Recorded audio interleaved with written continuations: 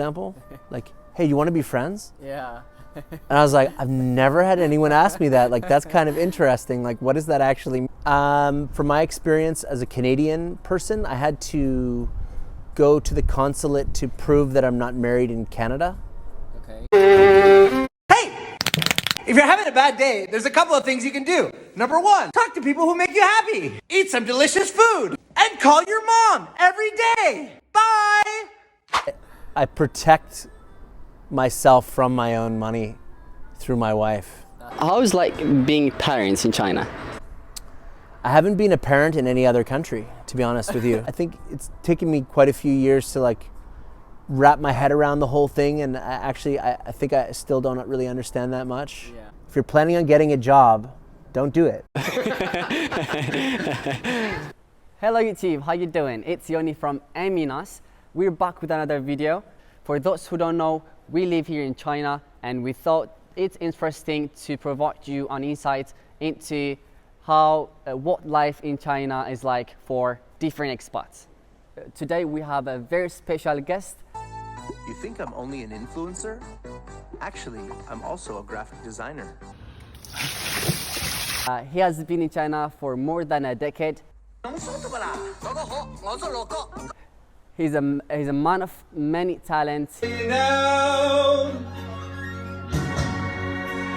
He has his own branding company here in China. My nickname is Yumi. You can also call me Loco.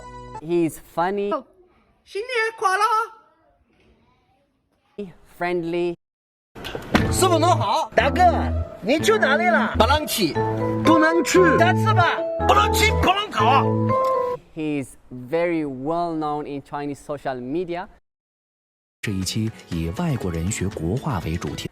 He agreed to sit with us today. Sit back, grab your snack, enjoy the conversation. This is the sit down with Eminas.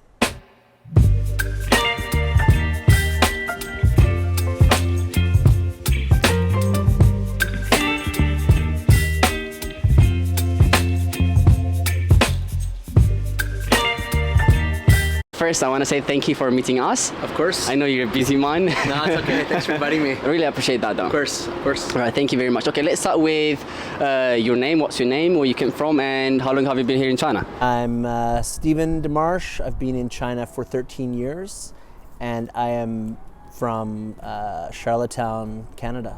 But everybody knows you here by the name Loco. Loco. Yeah, Tell me yeah. who's Loco? So, Loco is a character that I created in 2019, Okay. and he's the person that I would like to be, kind of. Like he's not worried about anything. He's a little bit wild, you know. He's fun, and he basically does whatever he wants. That's interesting. So like during the pandemic, I kind of created this persona just to, you know, find, cause like we have a branding company. Okay.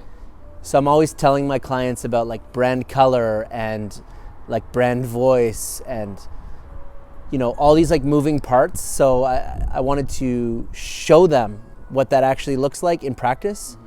So I just like, I'm gonna create my own brand and like show them the inner workings of that through creating content and, you know. Okay, cool. So should I continue with Loco or Steve? Whatever. It's okay. Okay. Whatever. Right. Here in Chinese social media, he's really famous, especially here in our city. So everybody knows him by the name Loco. Yeah. So I'll go with Loco. Yeah. For now. Okay, cool. Yeah. So 13 years. Yeah, 13 years. Quite a long time. 10.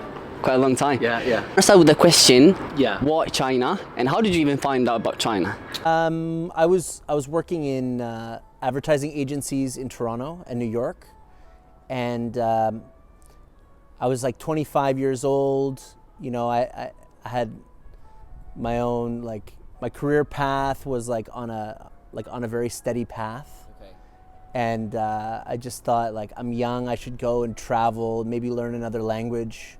So I started like looking into opportunities in other countries, So I had job offers in my field in Dubai and Brazil, and also in China.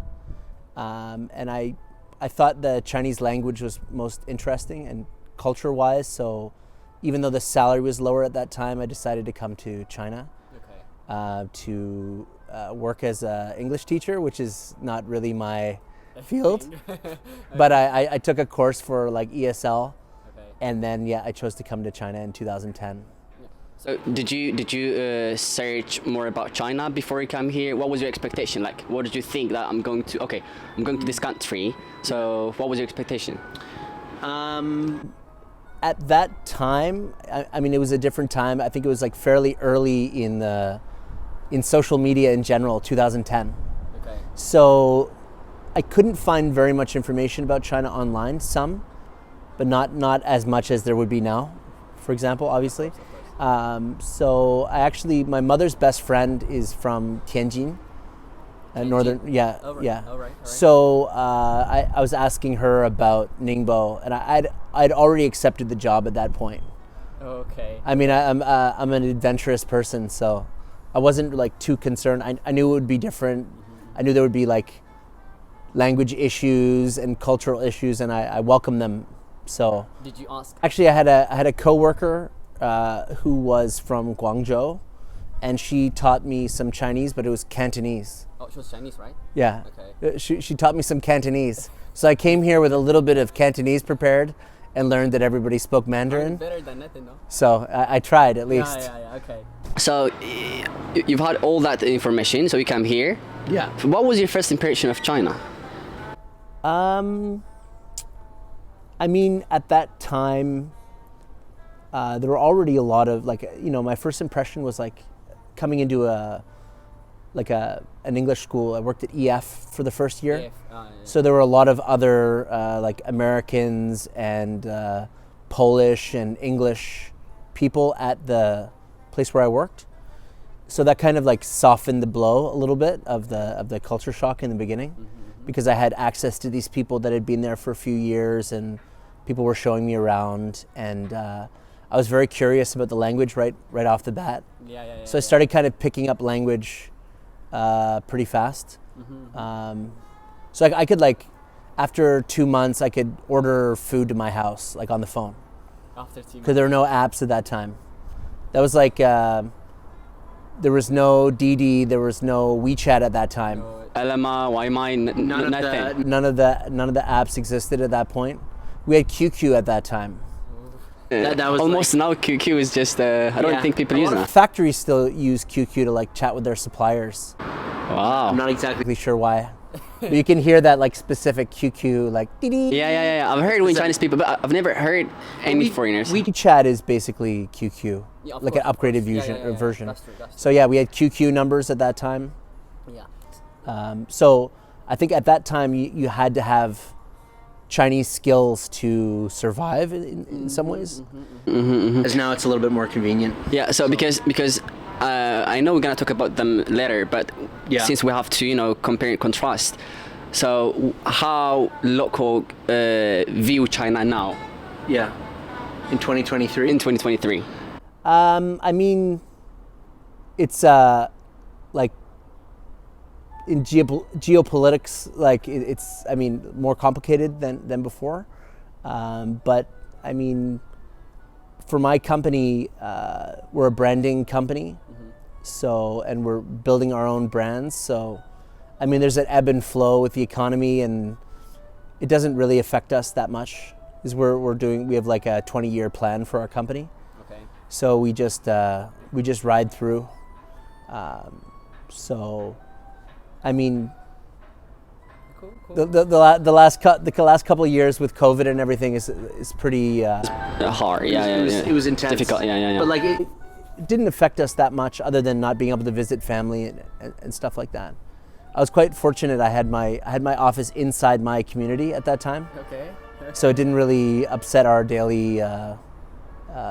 So I'm sure as a foreigner, when you come to China, back then you had your own struggles.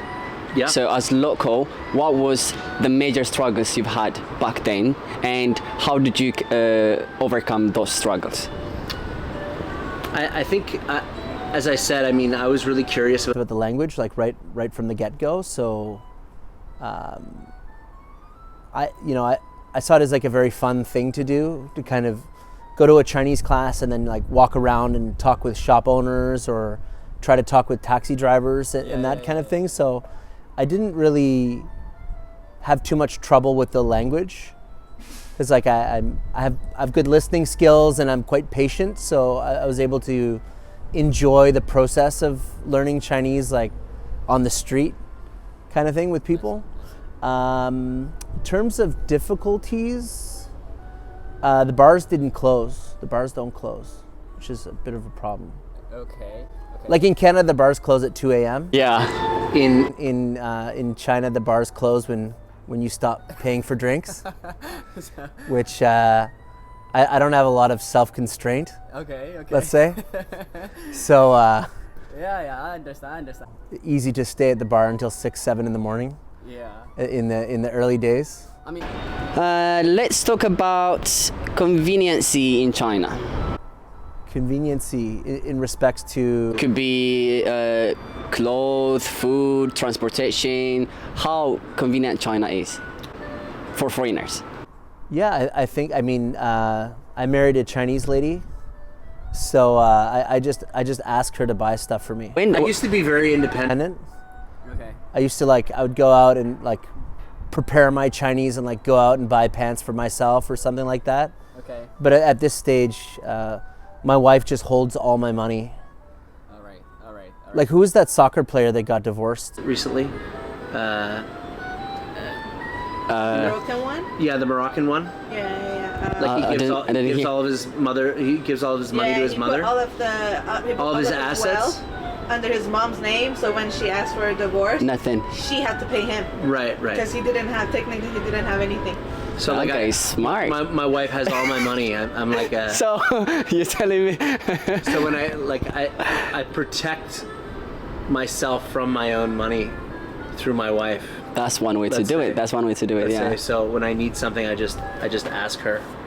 So I mean that's very convenient. Okay. So I was gonna ask you later, but since you talk Yeah. about it, so you're married. Yeah. When did you married? I got married in 2016. 2016, which Yeah. means like 6 years after you come here in China. Yeah. Any kids? Yeah, I have a 7-year-old son. Wow. Now you guys live here in Ningbo. Yeah. Any reason why Ningbo? We have a few clients that are Ningbo based. We work with Nottingham University. Okay. We also work with like the Wanli Group, and like Georgia School and a number of other higher education companies. All right. So how is like being parents in China? I haven't been a parent in any other country, to be honest with you. One thing that's, I mean, it's a blessing and a curse is that like the support from my wife's family is nice, but it can also be too much sometimes. So now like my wife's mother lived with us for the last 6 years. Okay. So now recently we've kind of gone off on our own, which has its own difficulties, but we're working through that. Okay. Like running a company with being a parent and childcare issues and stuff like that. But yeah, we're planning to have another child soon. Wow, congrats. It's Okay. my pleasure. Good. Can you tell us the process of marriage here in China, both documentationally and culturally? From my experience as a Canadian person, I had to go to the consulate to prove that I'm not married in Canada. Okay. So I had to get some paperwork for that, and that was pretty much it. And then you have to go to the town where your wife or husband has their Chinese hukou, Yeah. where they're registered to, Yeah. and then you bring your paperwork to them, and you bring your red clothing, and you get a photo on a red background, and you get your marriage little red books. Yeah, we tried to get married on Valentine's Day.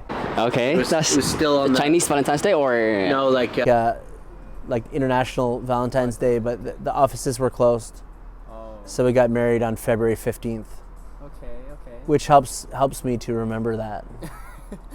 So that's good. So, your son or a daughter? Son. Son, right? Yeah. So he was born here in China. Yeah, I was born here in Ningbo, yeah. What are some of the struggles For him, I was gonna ask. facing, like, as a child, being a mixed child, having culture like a Western culture, an Eastern culture, coming together at home? I think some of it is like probably the parenting practices from Canada and China are a little different. But I mean, you know, he has this one foot in two separate worlds. So we try to keep that in mind with him. I mean, I would like him to have equal footing on both sides so that he feels, because it's part of his identity. The Chinese side is part of his identity. The Canadian side is, and that's, he doesn't need to choose one or the other. Those are both part of his identity. So I'm just trying, as parents, we're trying to make sure that he understands who he is, both sides very well, and you know, try to give him the skills that he needs to succeed on either side. I push a lot of Canadian values on him, and I think his mother pushes a lot of Chinese values on him. So I mean, he has a mix, I guess, of both. So he knows both cultures. Yeah, And I'd say. I guess it's his choice to pick what he Or not. kind of like nitpick whatever he likes from each culture Right. and Yeah. go with Yeah. it and create his own identity. Yeah, but he's, I mean, language-wise, he's very strong in both languages. Like, I've been speaking English with him since he was born. Yeah. So he's like very quick and happy with his progression. His Chinese is really good. And he can speak a little bit of my wife's dialect as well, which is good for him, I think. Yeah. So I pushed my wife's mother to only speak with him in the dialect. Yeah. To give him more immersive environment. I want to ask you, you want him to pursue his career here or out of China, or is his choice? I mean, you know, it's hard to predict what's going to happen in the future, and like the career that he might choose, it might not even exist yet. You know, we're talking about like 20 years down the road.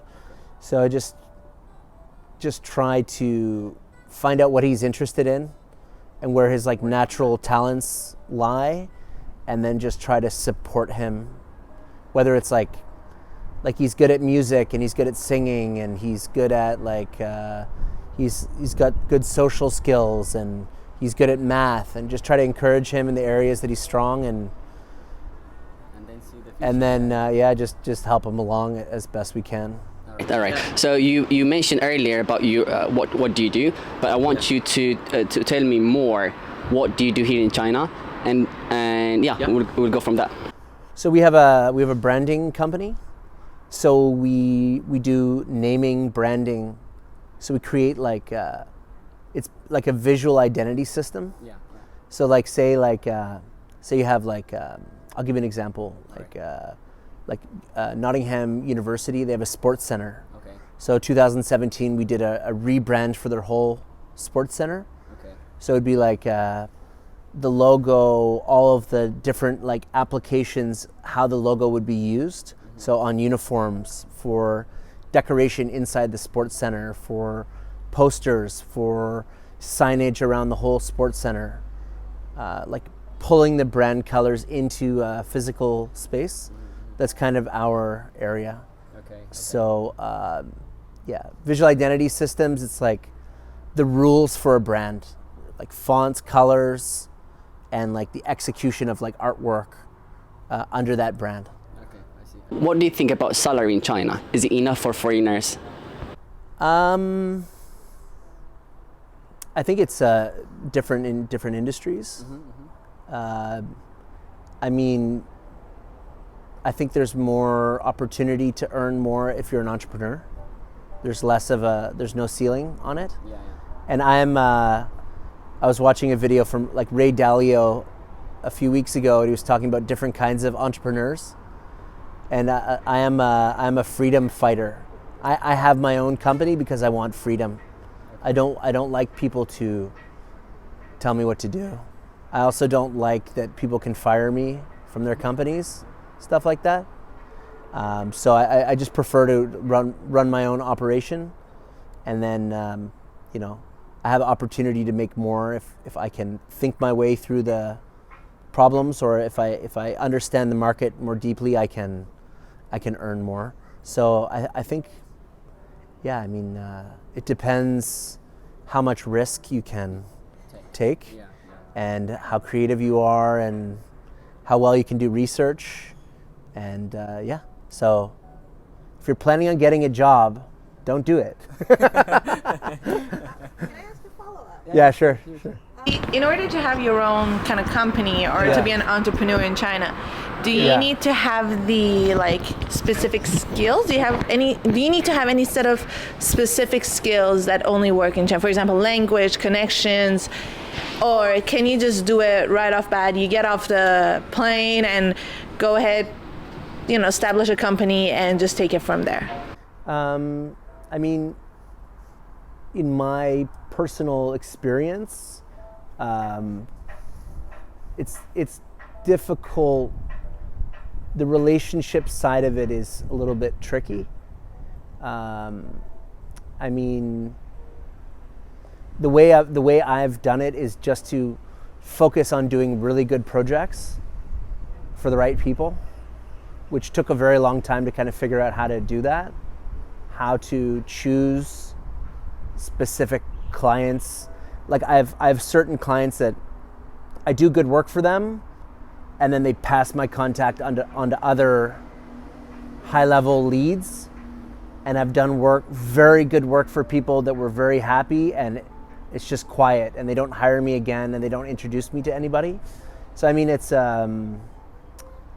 you kind of develop a radar over time, how to pick up on who the right clients are. But I think, I mean,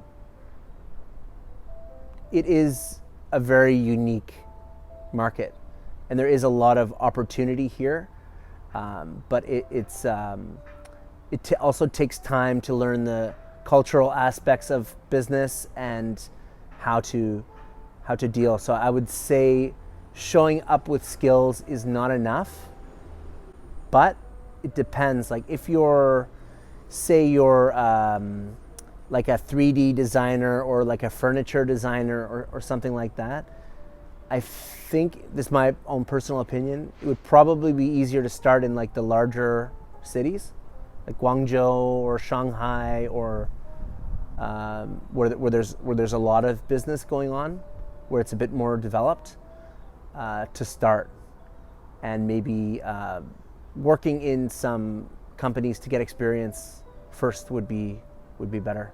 Do you need to know the language? It definitely helps, but sometimes I feel sometimes if you speak the language too well, you're considered to, like, you've been here too long, and you've kind of lost your touch. You know what I mean? Like for example, like if you're a Danish furniture designer, but you haven't been in Denmark for 10 years or 20 years, they're like, is he just designing furniture that we will like because he's been here and he knows our behavior? Or is this an actual design that he would, you know, make if he was in Denmark? That is, in my industry, that it's I've heard it several times, which also, it makes sense in some degree, because your environment does impact what you design, what you make. So I think there is some validity to that.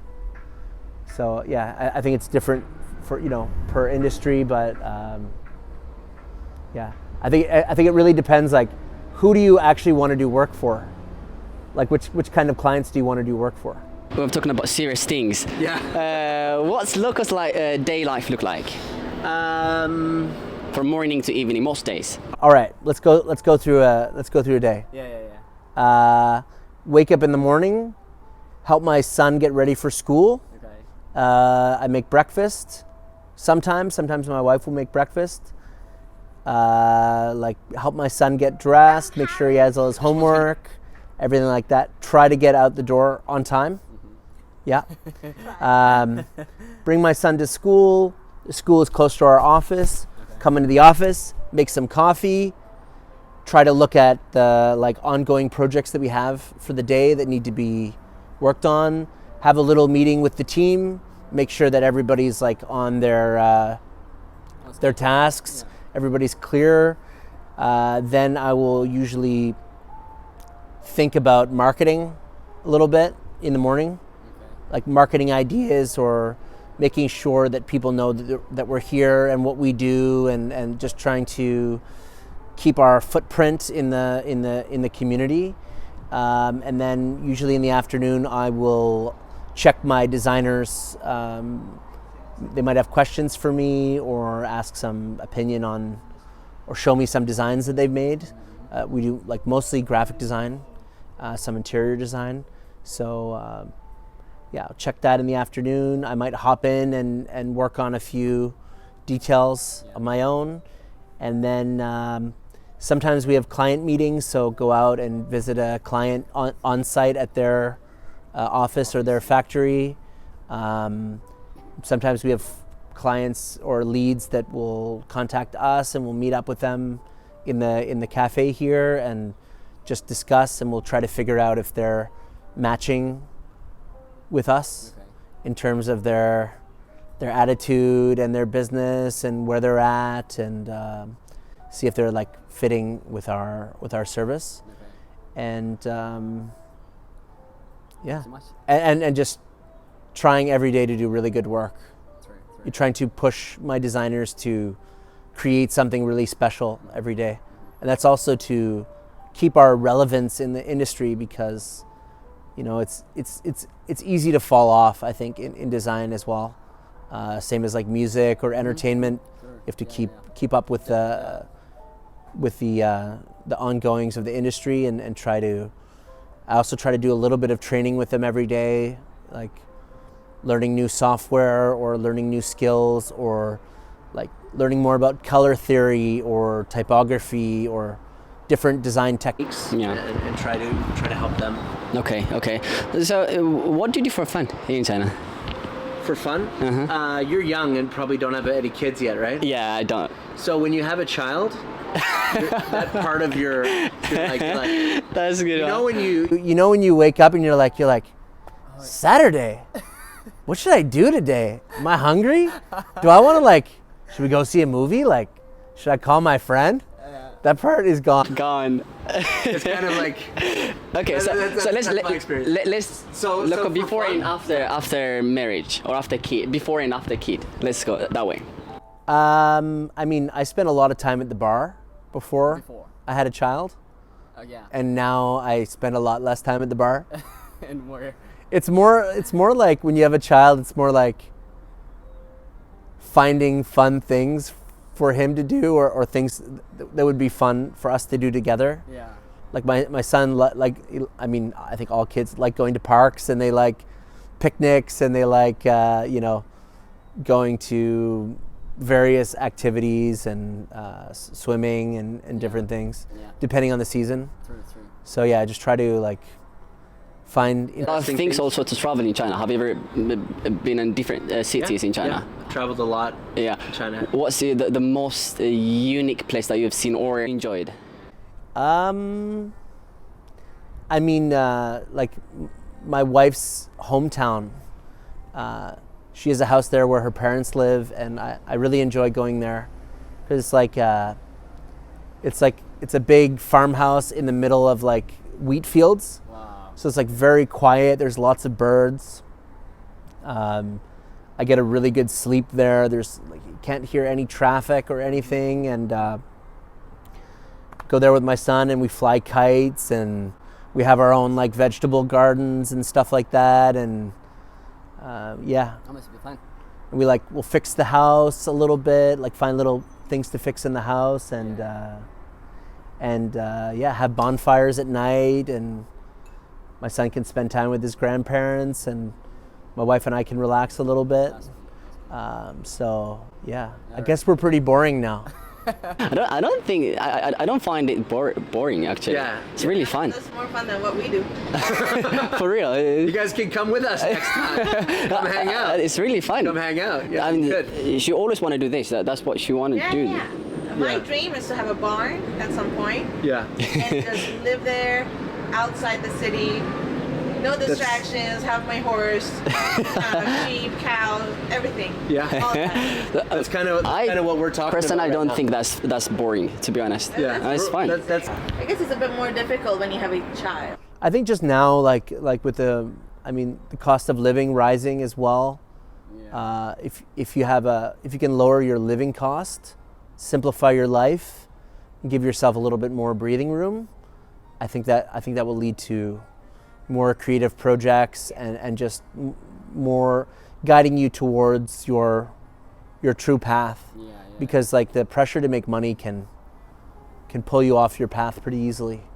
Speaking of, how is living cost here in China? Do you own your own house or you rent? I just sold my apartment. Okay, so how much you pay for rent 1 now? month ago. Okay. That's like 3,500 RMB a month. Have you ever had any cultural shocks? Cultural shock. Yeah, and in what ways the culture in China is different from that of your country? I mean, like I came here because the culture is different. You know, like I was looking for that. Yeah, you mentioned that. So I mean, I embraced the cultural shock. I think it's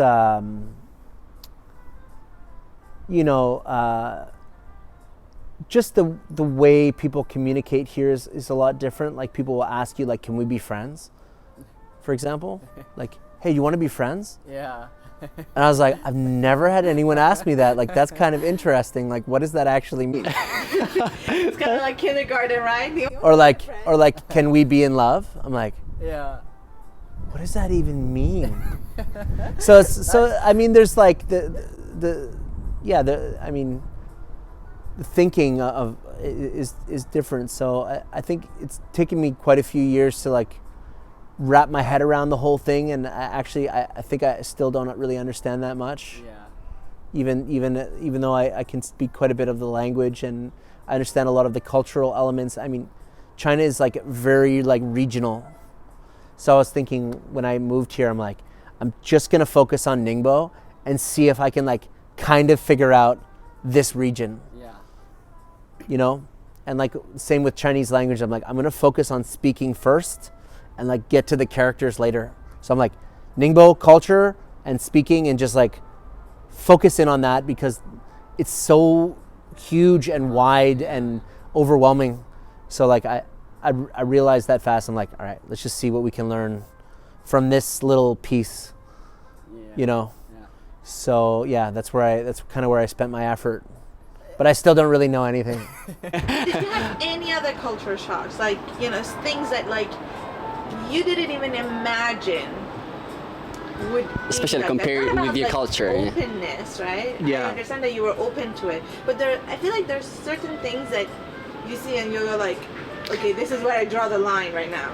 I think like, I mean, most of the stuff I'm saying is very positive, but like I'm a pretty positive guy. I mean, like, I think what China has that's very special is like, I would say like explosive like entrepreneurialism.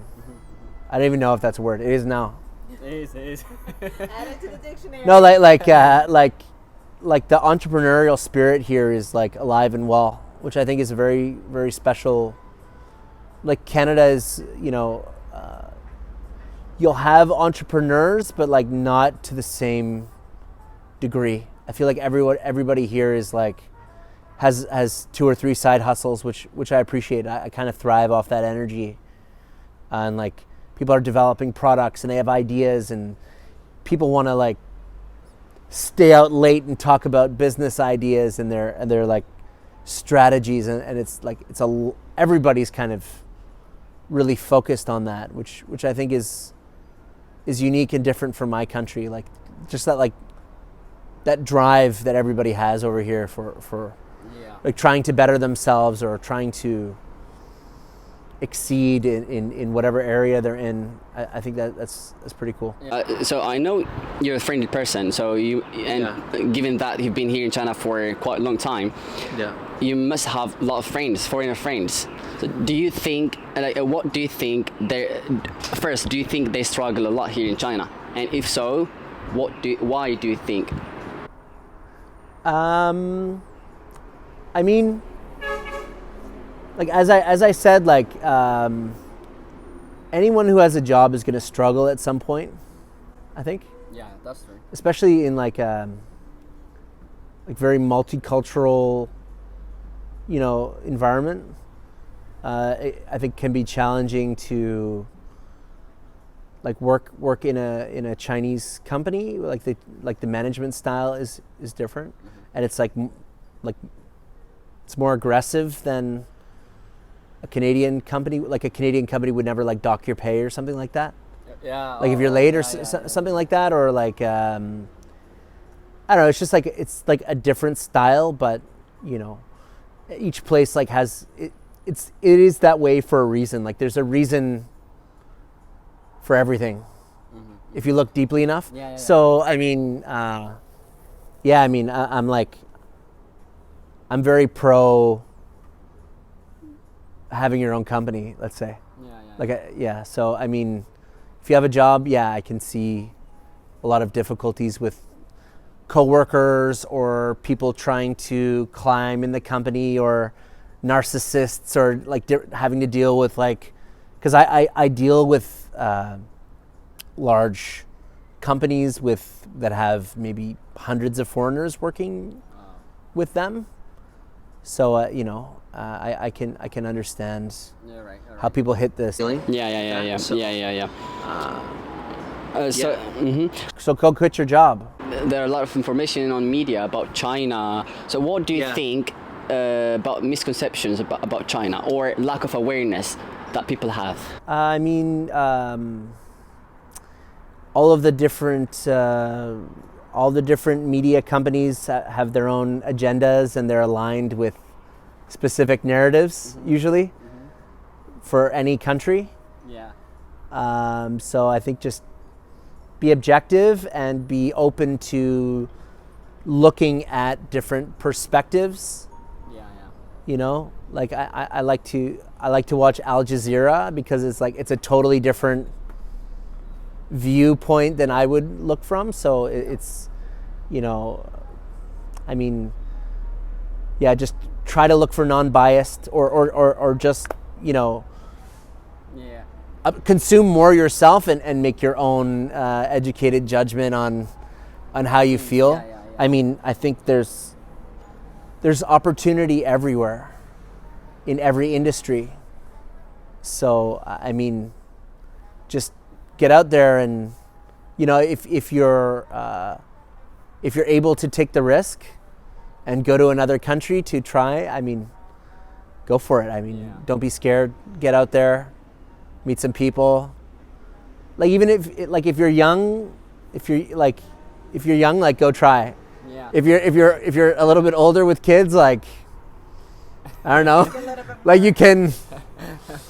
I guess you just answered the question I was going to ask you. What do you advise for people who wants to come to China? So you already said it. If there's anything you can say more. I think personally, if you have some kind of like online gig, to basically like bring some kind of remote job with you in 2023 would be a smart move. I did that in 2010 when I came. I had like a few Canadian clients that I kept working with, which was a good extra source of income for me. And then I took a job that wasn't very high paying, but not a lot of hours, so I could get my visa but I was still free enough to like learn Chinese and like deal with my clients. So yeah, maybe like have some online gigs that you can do, and then find a job. Yeah, make sure that you have something before you come here. Or just come and study, and it depends. I mean, there's a lot of different ways to do it, but I would like avoid very intense jobs, like full-time jobs, because like it can be very intense. Even if the salary is not very high, they'll Okay. So in your 13 years here in China, you must have. Do you have any funny experience that you've had? Funny experiences or incidents? Anything? Probably it might be hard to think of now, but if you remember one, I remember one of my friend. So he's foreigner. Yeah. He came to Beijing first. Yeah. So he doesn't know anything. He don't know the language. Right. So he doesn't even know how to get the SIM card to call to his friends. Right. So, and for those who doesn't know, here this means Liu, right? Right. So Liu means like it's like awesome here in China. So, but here sometimes we say like, oh, do you have a phone call? Like, I want to make a phone call, right? So the guy keeps saying, oh, I want to make a phone call, and the Chinese guy was like, oh, Liu, and the guy keeps like, I want to make a phone call. And the Chinese guy was like, oh, Liu. He was just some like some body language. Yeah. Once from my first year. Yeah. Like the word for like menu in Chinese is 菜单. Oh yeah. But menu sounds like menu. Yeah, it's like a beautiful girl, right? Right. Menu means beautiful girl. So I was at a restaurant and I was trying to get the menu. Yeah. And the waitress, I kept saying menu, and she just was giggling, and I didn't really know why. Yeah. Okay. But yeah, we figured that out later that I was just calling her beautiful over and over, trying to get a menu. That was like probably the first week. Yeah. Okay. So. The last question I think that I have for you. Describe China in one word. 2 word, 3 word, or 1 word. It's growing. Okay. It's growing. It's dynamic and innovative. All right. Thank you very much. Thank you so much for your time, bro. My pleasure. Yeah. Where Anything can you want to people say? find you? If there are people in China, companies in China that want to work with you, how can they find you? How can they contact you? Yumi Liu Jiao on Douyin. And Stephen DeMarsh on LinkedIn. Hit me up. Yeah. Hit me up. Leo, yeah. Pleasure. Really appreciate mine. All right. Thanks so much. All right, man. You're the best. Okay, All right. thanks. All right.